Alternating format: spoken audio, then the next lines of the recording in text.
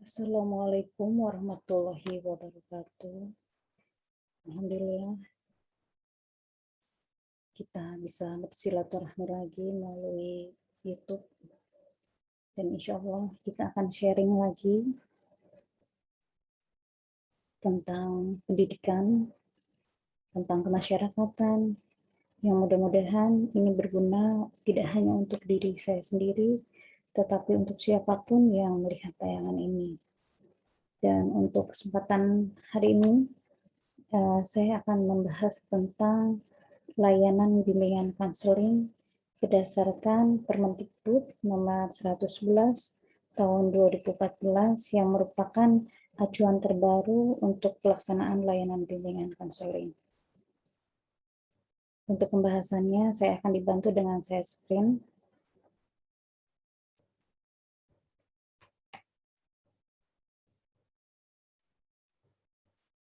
Baik, Bapak Ibu yang saya hormati dan siapapun yang melihat tayangan ini, implementasi manajemen bimbingan konseling di sekolah atau madrasah.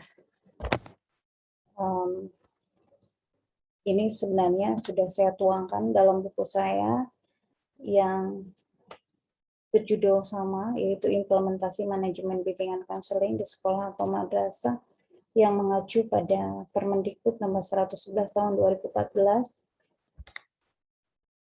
Buku ini saya keluarkan tahun 2019, judul disertasi saya tahun 2016 dengan judul yang sama. Dan atau difasilitasi oleh Kakak Institut pada 26 Maret tahun 2021, jadi baru kemarin, secara live dan rekamannya juga ada di YouTube Kakak Institut, ya bisa dibuka juga. Yang pimpinannya adalah Bapak Abdul Somad KFMA. Jadi apabila melihat tayangan ini, saya sangat mengucapkan terima kasih kepada Bapak Abdul Somad Kafa yang sudah membantu saya untuk membedah buku dari implementasi manajemen bimbingan konseling di sekolah atau madrasah ini.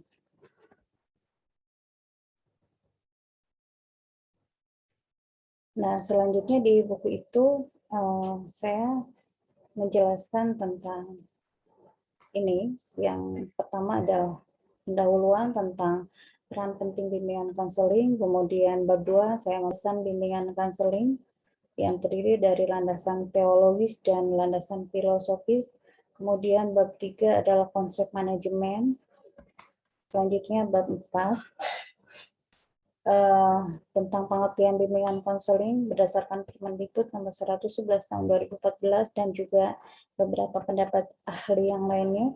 Kemudian fungsi dan tujuan bimbingan konseling, ajas dan prinsip layanan bimbingan konseling, kemudian komponen dan strategi layanan bimbingan konseling, kemudian bidang layanan bimbingan konseling, dan di bab 5 saya membahas bagaimana sih implementasinya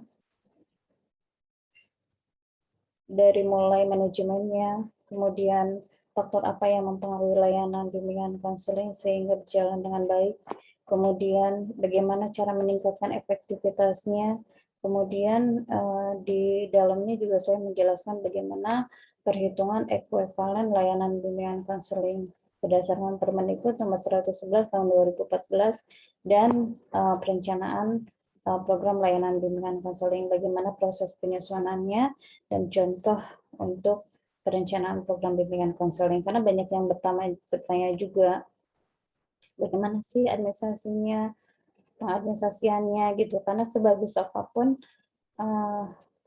pelaksanaan tanpa ada secara teradministrasikan dengan baik, yaitu sulit juga untuk menilai bagus ya. Makanya saya berikan contoh di buku saya itu tentang pengadministrasian bimbingan konseling dari mulai perencanaan sampai pelaporan.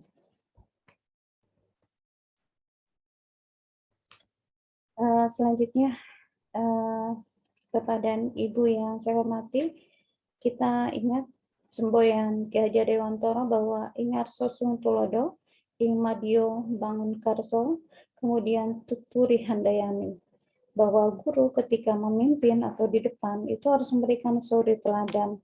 Kemudian ketika di tengah membangun, yaitu membangkitkan semangat terhadap peserta didiknya. Dan ketika di belakang, itu diharapkan dapat memberikan suatu dorongan moral dan semangat. Jadi dimanapun posisinya, itu harus menjadi idol dan nilai positif untuk siapapun, terutama untuk anak didik kita. Kemudian tujuan pendidikan nasional berdasarkan Undang-Undang Nomor 20 Tahun 2003, Pasal 1 Ayat 1 menyatakan bahwa tujuan pendidikan nasional adalah agar peserta didik mengembangkan potensinya untuk memiliki kekuatan spiritual keagamaan, pengendalian diri, kepribadian, kecerdasan, akhlak mulia, serta keterampilan yang diperlukan untuk dirinya, masyarakat, bangsa, dan negara. Di garis bawahi tidak hanya untuk dirinya, tetapi masyarakat, bangsa, dan negara. Dan bimbingan konseling sangat berperan untuk mensukseskan tujuan pendidikan nasional ini. Kemudian, untuk bimbingan konseling sendiri dari sisi pengertiannya merupakan upaya sistematis, objektif, logis, dan berkelanjutan serta terprogram yang dilakukan oleh konselor atau guru bimbingan konseling untuk memfasilitasi perkembangan peserta didik atau konseling untuk mencapai kemandirian dalam kehidupannya. Bahwa setiap fase-fase perkembangan itu ada tugas perkembangan. Nah, guru bimbingan konseling atau dalam bimbingan konseling membantu siswa untuk memfasilitasi atau membantu perkembangan itu supaya tercapai dengan baik sehingga tidak mempengaruhi atau mengurangi atau tidak menghambat perkembangan selanjutnya. Selanjutnya, untuk fungsi layanan bimbingan konseling itu ada di pasal 2. Yang pertama adalah fungsi pemahaman diri dan lingkungannya. Kemudian yang kedua, memfasilitasi pertumbuhan dan perkembangannya. Kemudian yang ketiga, menyesuaikan diri dengan dirinya sendiri ataupun lingkungannya. Kemudian penyaluran pilihan pendidikan, pekerjaan, dan karir. Kemudian pencegahan timbulnya masalah. Kemudian perbaikan dan penyembuhan. Kemudian pemeliharaan kondisi pribadi dan situasi yang kondusif untuk perkembangan diri konselingnya, kemudian pengembangan potensi optimalnya, kemudian advokasi diri terhadap perlakuan diskriminatif, maksudnya dia akan mengatakan tidak kalau dia tidak setuju dan ya kalau dia setuju. Jadi berani mengatakan apa adanya dan berani mengatakan yang benar itu benar, kalau itu benar, dan berani mengatakan salah kalau itu salah. Kemudian yang ke-10, membangun pendidikan terhadap program dan aktivitas pendidikan sesuai dengan latar belakang pendidikan, bakat, minat, kemampuan, kecepatan belajar, dan kebutuhan konseling. Sebagaimana kita tahu bahwa ada keragaman kecakapan untuk peserta didik. Setiap anak harus berkembang sesuai dengan potensinya. Gitu. Karena pada dasarnya setiap anak itu kan unik. Jadi dibantu untuk dimaksimalkan sesuai dengan potensinya dalam layanan bimbingan konseling. Selanjutnya, tujuan bimbingan konseling ada di pasal 3, yaitu membantu konseli.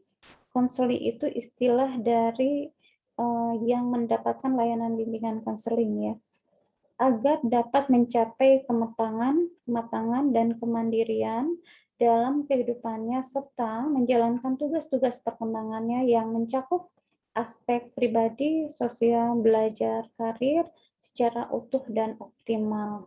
Untuk itu nanti ada bidang bimbingan yang mencakup 4 ini, pribadi, sosial, dan karir, yang itu harus dicantumkan dalam program. Ya. Selanjutnya, asas layanan bimbingan konseling.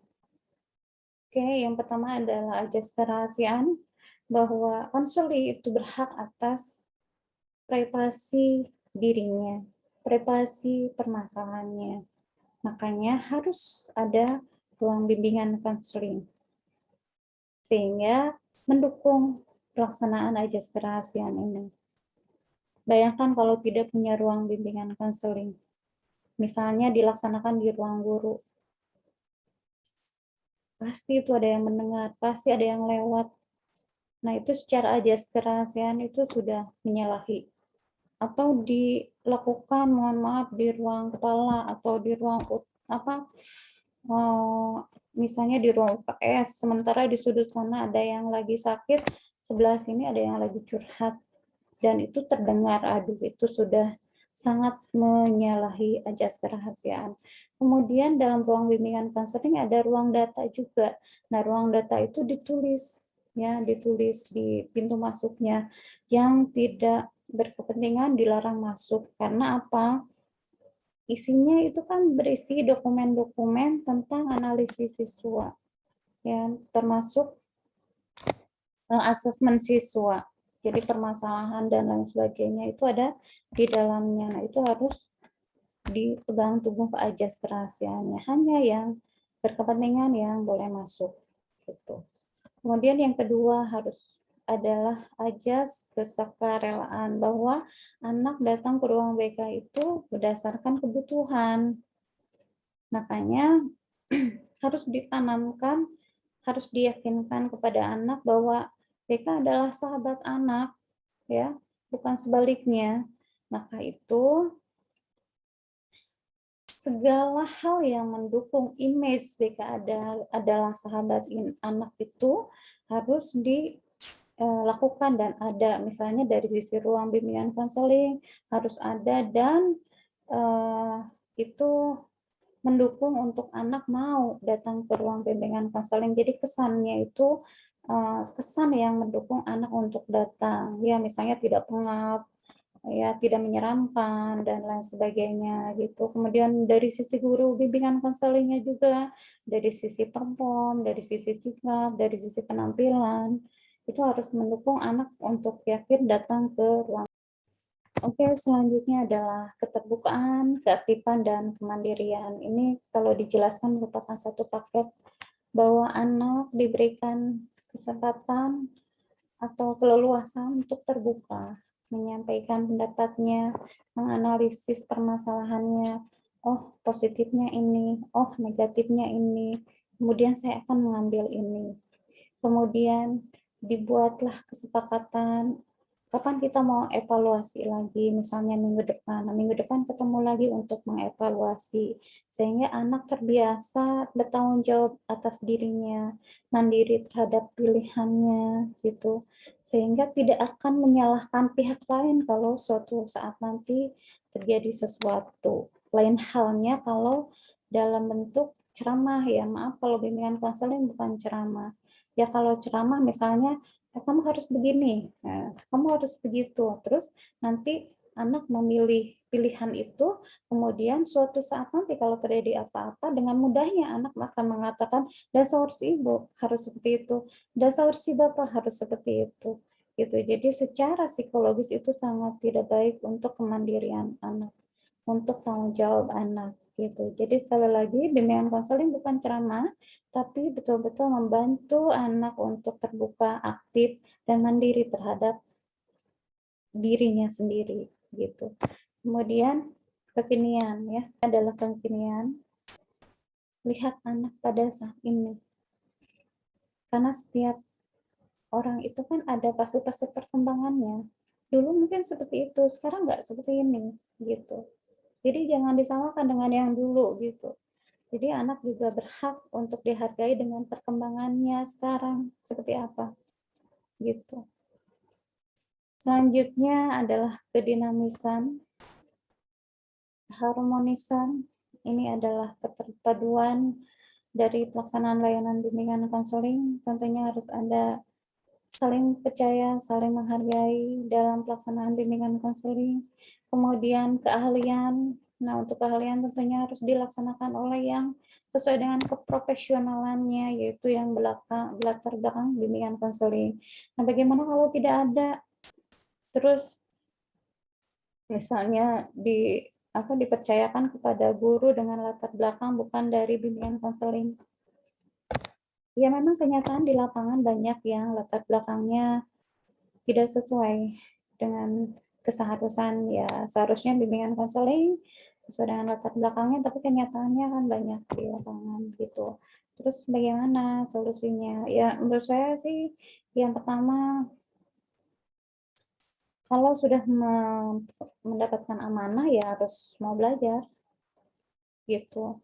Dulu saya ketika menjadi ketua MGBK, setiap bulan saya keliling dari misalnya bulan ini di sekolah ini bahasanya tentang ini. Bulan depan di sekolah ini bahasanya tentang ini. Kemudian terus gitu keliling.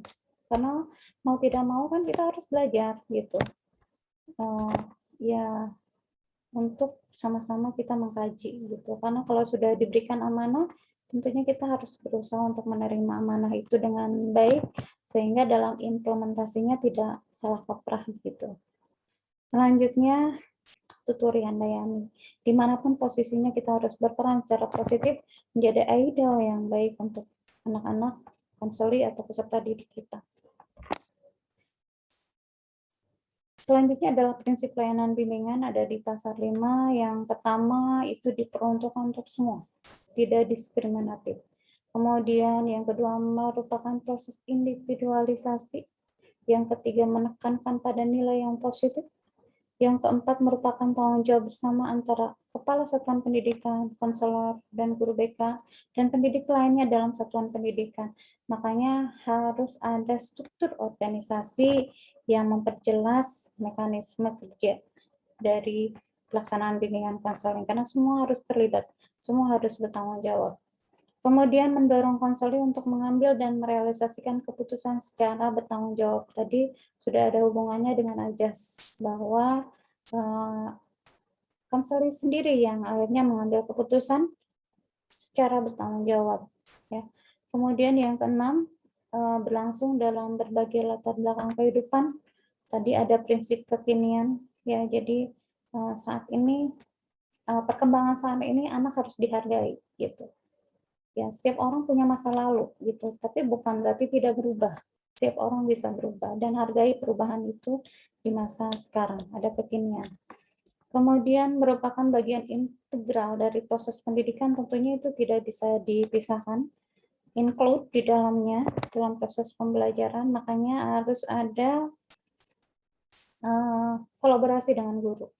Kemudian dilaksanakan dalam berbagai bingkai budaya, sebenarnya disesuaikan dengan budaya masing-masing, karena Indonesia itu dengan berbagai kultur dan nilai budaya yang positif di dalamnya. Kemudian fleksibel dan adaptif serta berkelanjutan. Ya. Kemudian dilaksanakan sesuai dengan standar dan prosedur profesional bimbingan konseling ya. Terutama sesuai dengan acuan yang terbaru Permendikbud nomor 111 tahun 2014 dan disusun berdasarkan kebutuhan konseli. Makanya ada asesmen ya, di mana akan diketahui kebutuhan konseli itu seperti ini gitu. Selanjutnya ada kegiatan dan alokasi waktu bimbingan konseling. Yang pertama ada kegiatan di dalam kelas, yang kedua ada di luar kelas. Nah, ini adalah alokasi waktu layanannya. Yang pertama layanan dasar ya. Untuk SDMI sekitar 45 sampai 55%, MTS 35 sampai 45%, kemudian untuk SMA, aliyah, SMK dan MAK ada sekitar 25 sampai 35%. Kemudian untuk layanan peminatan dan perencanaan individual untuk SDMI itu 5-10%, untuk SMP MTS 15-25%, untuk SMA sederajat itu 25-35%. Kemudian untuk layanan responsif untuk SDMI 20-30%, SMP MTS 25-35%, kemudian SMA sederajat itu 15-25%. Kemudian untuk dukungan sistem SDMI itu 10-15%, SMP MTS 10-15%, dan SMA sederajat adalah 10-15%. Nah, itu acuannya seperti ini ya, udah jelas. Selanjutnya Ini adalah contoh perhitungan untuk alokasi waktu layanan bimbingan konseling. Ya, misalnya untuk layanan dasar kalau 35% dari 24 sampai 40 jam kerja itu antara 8 sampai 14 jam kerja. Kemudian untuk layanan peminatan kalau 25% dari 20 sampai 40 jam kerja itu sekitar 6 sampai 10 jam kerja. Kemudian untuk layanan responsif kalau 30% dari 20 sampai 40 jam kerja adalah 7 sampai 12 jam kerja. Selanjutnya untuk dukungan sistem 10% dari 24 sampai 40 jam kerja itu adalah 3 sampai 4 jam kerja. Nah, ini contoh alokasi waktu layanan bimbingan konselingnya. Nah, selanjutnya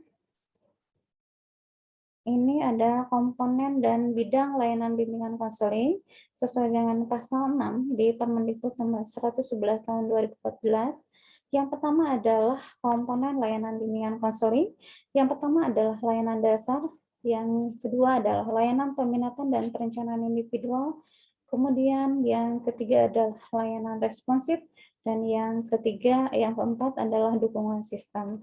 Kemudian dalam bidang bimbingan layanan bimbingan konselingnya, yang pertama adalah bimbingan konseling pribadi, ada bimbingan konseling sosial, ada bimbingan konseling belajar, dan ada bimbingan konseling karir. Ya, itu.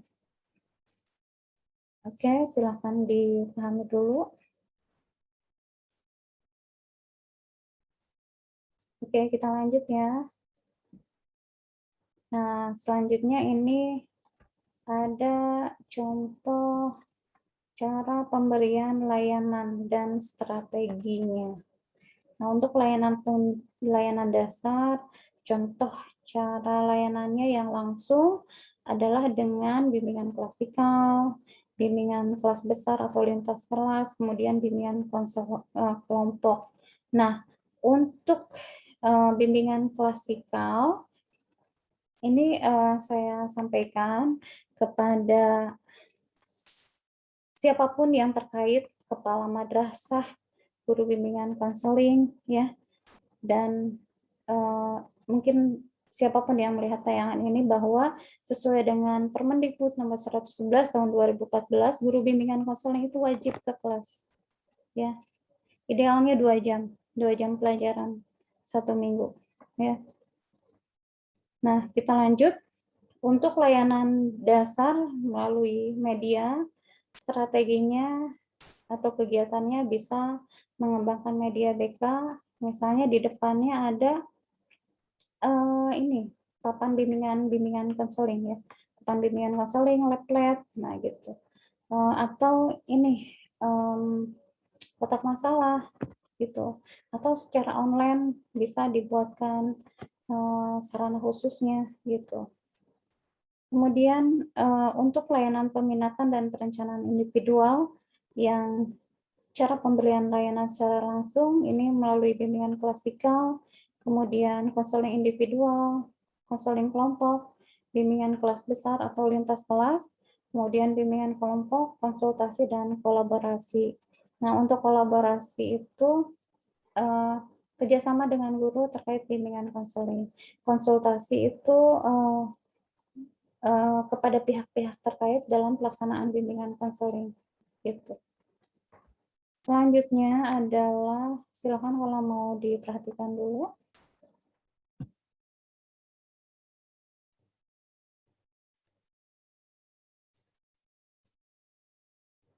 Oke, kita lanjut ya. Nah, ini komponen layanan responsif. Cara pemberian yang langsung, strategi atau kegiatan layanannya bisa konseling individual, konseling kelompok, konsultasi, konferensi kasus, kunjungan rumah, alih tangan kasus, juga advokasi. Kemudian melalui media ini bisa melalui konseling media elektronik. Ya, sekarang memang lagi daring, nah ini bisa dimanfaatkan. Kemudian kotak masalah, yaitu merupakan kotak kebutuhan peserta didik. Kemudian dukungan sistem secara administrasi, strateginya, kegiatan atau kegiatan layanannya, yaitu dengan melaksanakan tindak lanjut asesmen kemudian menyusun dan melaporkan program BK, evaluasi BK, kemudian pelaksanaan administrasi dan mekanisme BK. Kemudian untuk kegiatan tambahan dan pengembangan keprofesian berkelanjutan, yaitu kegiatan pengembangan keprofesian berkelanjutan untuk guru bimbingan konseling. Ya, silakan dipahami dulu.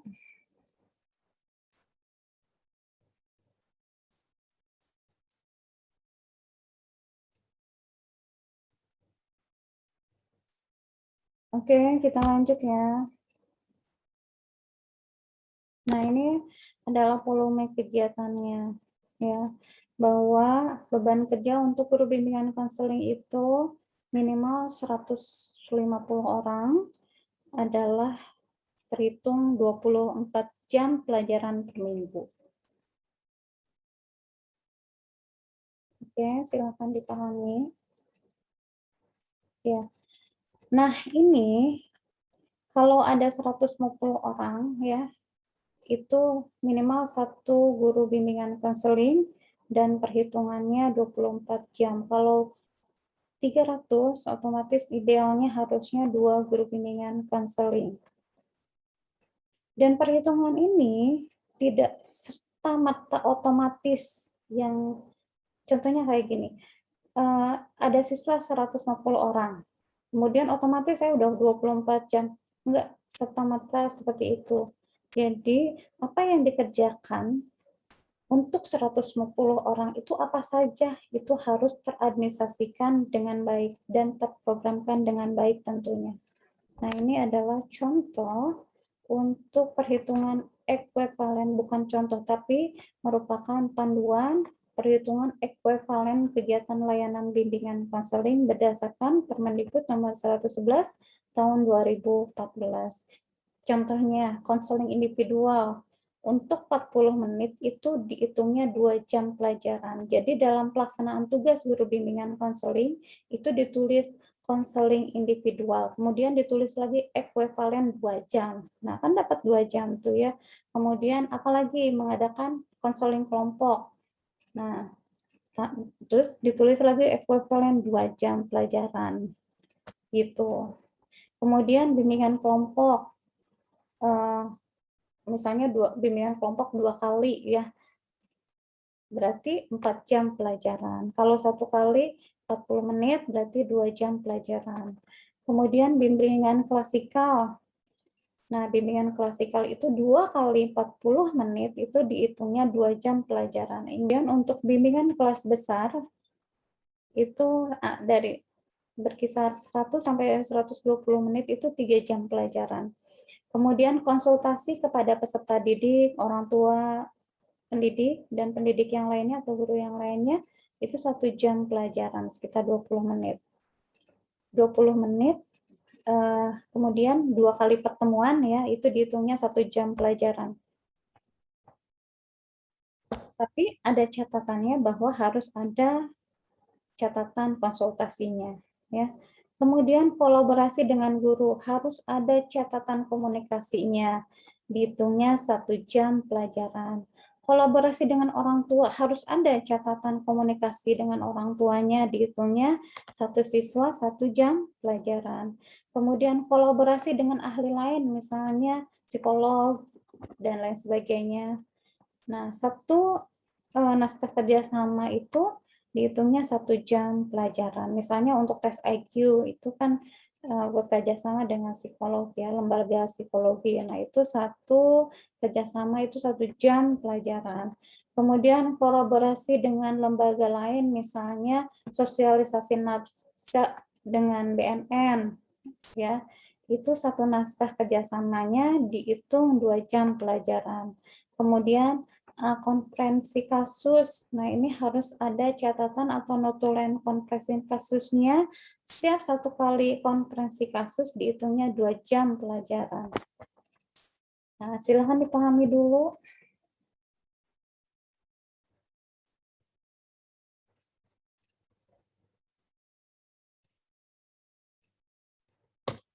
Oke, kita lanjut ya. Nah, ini untuk kunjungan rumah. harus ada buku laporan kunjungan rumahnya. Untuk 1 kali kunjungan rumah dihitungnya 1 jam pelajaran ya. Kemudian untuk layanan advokasi atau pendampingan harus ada bukunya juga, laporannya, buku laporan kegiatannya dihitungnya 1 jam pelajaran. Ya.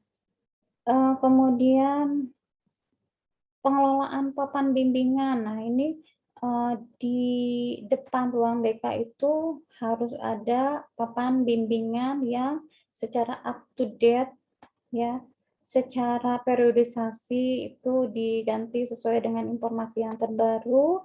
Itu 1 karya itu dihitungnya 2 jam pelajaran dan dipajang antara 10 sampai 15 hari. Dan ini harus ada dokumentasi atau buktinya. Karena pada dasarnya orang yang menilai itu yang melihatnya adalah bukti dan dokumentasinya. Jadi tentunya harus teradministrasikan dengan baik. Walaupun setelah 10 sampai 15 hari dicopot, ya itu buktinya disimpan gitu. Kemudian, nah selanjutnya adalah kotak masalah. Jadi di depan ruang bimbingan konseling itu wajib ada kotak masalah karena setiap orang itu setiap anak tuh enggak sama. Ada anak yang sulit untuk mengungkapkan, jadi melalui media tulisan dulu gitu. Nah, kemudian hasil surat yang diterima itu di asesmen dan bukti suratnya itu disimpan sebagai laporan dan dihitung 1 jam pelajaran. Kemudian untuk pengelolaan lab untuk peserta didik. Nah, banyak lab yang terkait dalam proses pembelajaran, misalnya untuk lanjutan studi, untuk nafsa, dan lain sebagainya. Nah, 1 karya itu 1 kali cetak itu dihitungnya 2 jam pembelajaran. Kemudian media pengembangan BK, ya ada alat peraganya, berupa cetak atau film dan lain sebagainya. 1 karya itu dihitung 2 jam pelajaran. Kemudian kalau sebagai koordinator BK disertai dengan SK-nya dalam 1 minggu dihitungnya 4 jam pelajaran.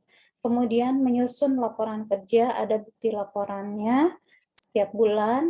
Nah, itu mah tidak dihitung ekuivalen karena itu adalah kewajiban. Kemudian mengevaluasi, ada laporan evaluasinya. Nah, itu mah tidak dihitung ekuivalen karena itu merupakan kewajiban ya. Kemudian administrasi dan manajemen BK itu dihitungnya 1 jam pelajaran. Jadi begitu ya. Jadi 150 orang itu dia melakukan apa saja untuk 150 orang anak itu, sehingga akhirnya jumlah akhirnya adalah 24 jam minimal gitu. Jadi sekali lagi tidak otomatis, oh saya udah otomatis 150 orang 24 jam, enggak, tapi apa yang dilakukan itu, bukti fisiknya adalah ini, ekuivalennya adalah ini, gitu. Seperti itu. Jadi kalau guru mata pelajaran itu kan materi apa, gitu ya, materi apa saja yang disampaikan kalau guru bimbingan konseling, ya ini panduannya, kegiatannya apa, bukti pelaporannya mana, durasinya berapa, kemudian berapa kali pertemuan, kemudian ekuivalennya berapa, sehingga akhirnya jumlah jam yang dilaksanakan itu segini. Gitu. Nah, selanjutnya untuk ruang bimbingan konseling, bahwa ruang bimbingan konseling itu mempunyai kontribusi yang sangat penting dalam pelaksanaan layanan bimbingan konseling. Tanpa ada ruang bimbingan konseling itu menurut saya tidak akan maksimal. Dan tidak sesuai dengan ajas kerahasiaan. Bayangkan kalau pelaksanaan di bimbingan konseling di ruang guru, didengar banyak orang, dan sebagainya, itu sangat tidak diperkenankan. Untuk ruang bimbingan konseling yang sesuai dengan Permendikbud nomor 111 tahun 2014 adalah seperti ini. Ada ruang tamu, ada ruang konseling pribadi, ada ruang konseling kelompok, ada ruang data yang hanya yang berkepentingan yang boleh masuk. Kemudian ada ruang biblioterapi yang di dalamnya juga ada buku-buku penunjang layanan bimbingan konseling. Ada ruang konseling kelompok dengan dukungan fasilitasnya, misalnya ada apa ya, infokus ya jika diperlukan. Nah, ini adalah yang sesuainya seperti ini. Saya sangat berharap pihak-pihak terkait, kepala madrasah, kepala sekolah, harus memperhatikan ruang bimbingan konseling. Jangan sampai ruang bimbingan konseling kesannya horor gitu ya. Udah di sudut, pengap, dan sebagainya. Jangan seperti itu. Karena BK adalah sahabat anak, dan tentunya dukungan ruangan ini sangat mempengaruhi image terhadap pelayanan bimbingan konseling. Saya sangat tidak berharap ruang bimbingan konseling itu hanya diadakan untuk ketika akreditasi. Setelah akreditasi hilang nggak tahu kemana. Walaupun tidak seideal ini, minimal ada ruang konseling pribadi yang itu membuat anak nyaman untuk datang ke sana. Ini menjadi perhatian semua pihak supaya peduli terhadap pelayanan bimbingan konseling, karena fungsi dari bimbingan konseling sangat penting dan pelaksanaannya itu sangat dipengaruhi oleh dukungan. Dalam hal ini juga dukungan fasilitas. Oke, silakan diperhatikan dulu.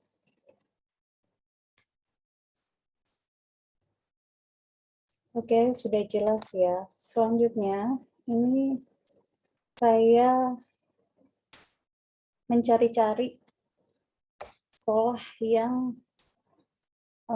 ruang bimbingan konselingnya sudah sesuai dengan Permendikbud nomor 111 tahun 2014. Dan sejujurnya, saya baru menemukan di MTS Al-Fadliliyah Darussalam Ciamis yang berada di Komplek Pesantren Darussalam Ciamis, dan saya sudah mereview di channel saya di sini ya. Ya, mudah-mudahan ini menjadi inspirasi untuk semuanya tentang